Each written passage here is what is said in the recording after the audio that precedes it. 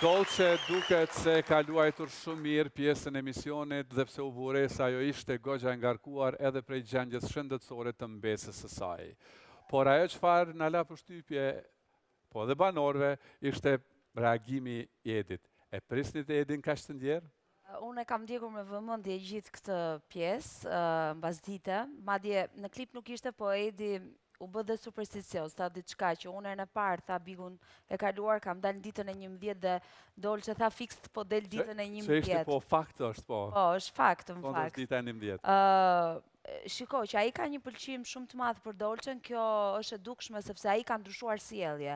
Pra, po të shikosh Edin e Bigut kaluar dhe Edin tani, janë dy persona të ndryshëm dhe kjo është fal asaj që ai ndjen. Dhe unë e besoj komplet që ai mbase nuk ka rënë kokë e këmbë, por është në rrugë shumë të fortë dashurie me Dolcen.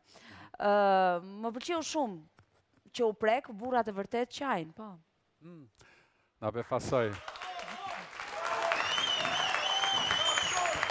E pam një anë tjetër të Edit që nuk e kemi parë gjatë këtyre ditëve, po as tek Bigu i kalum. Tani është momenti që të shkojmë në shtëpi dhe të pyesim Dolcen për vendimin e